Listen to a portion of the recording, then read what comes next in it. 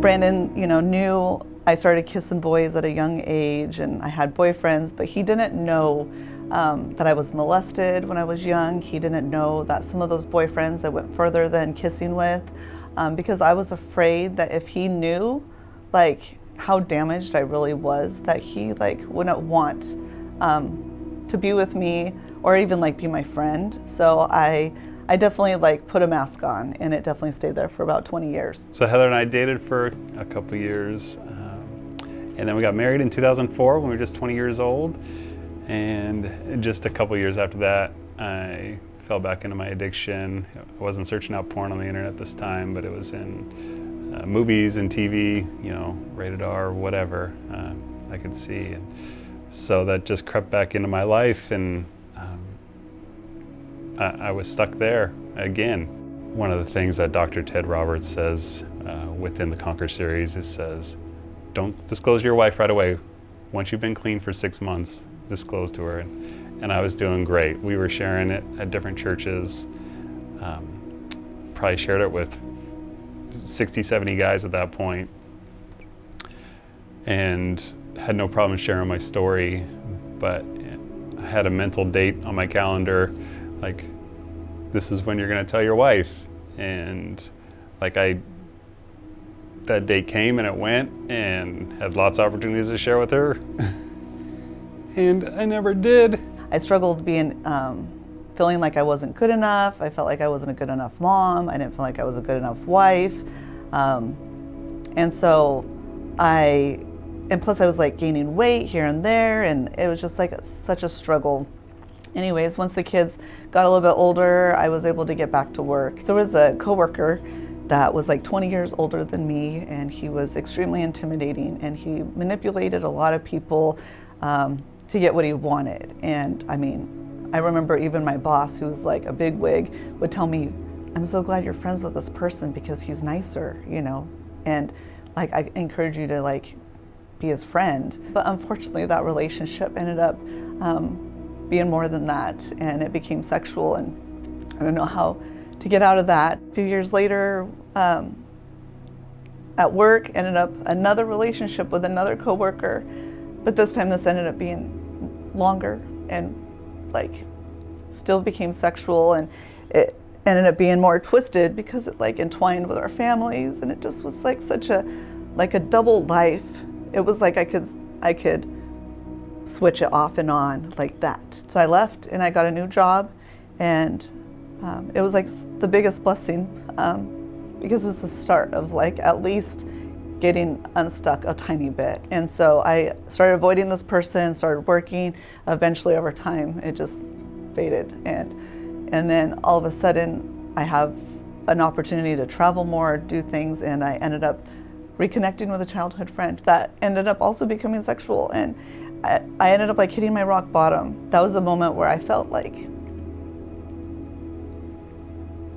I couldn't bring it to the light like I wanted to, and I knew I had to, not because someone told me to, but because in my heart I knew.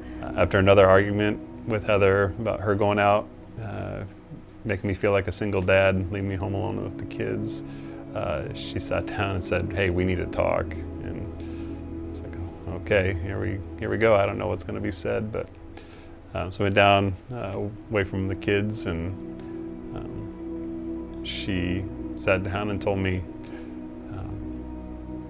I don't love you anymore. I don't want to be married to you. I'm in love with somebody else.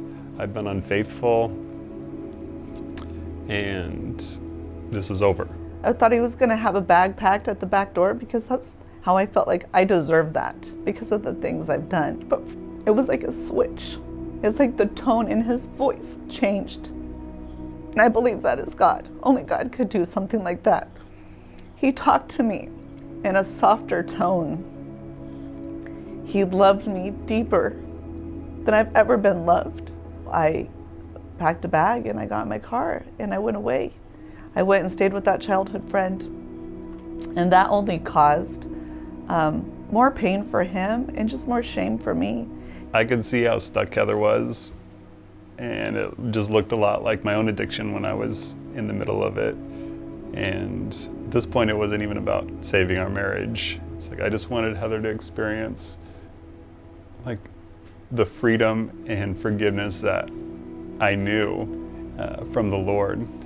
But I did find hope. I was searching out testimonies just on the internet, like whatever I could find, whatever could give me just a little glimpse of hope. And I ran across Rick and Tiffany's Bowman story, and they were talking about how they found hope in counseling through Pure Desire. And I knew that Pure Desire had stuff for men with pornography, but I had no idea that they had this counseling available. And so I thought, well, maybe if there's a chance, maybe we'll be able to do that. Even though she didn't have any interest in me and did everything she could to push me away, I just kept telling her, Heather, I love you, and I know you love me back. Yeah, he would say that to me every day.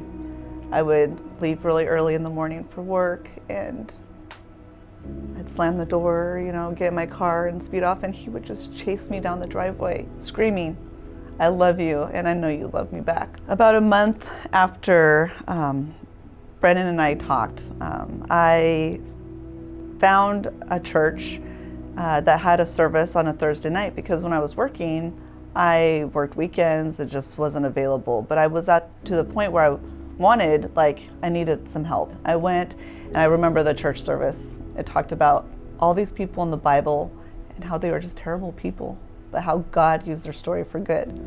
And it was like, seriously? Like, God's talking to me here too, and along with help of good family and friends, I eventually got to a place where I decided to put my wedding ring back on. And that was the beginning of #working on our relationship. She started telling me she loved me, and I'd get a hug every once in a while, but that was it. She was still sleeping in the other room. And then one day she invited me on a trip.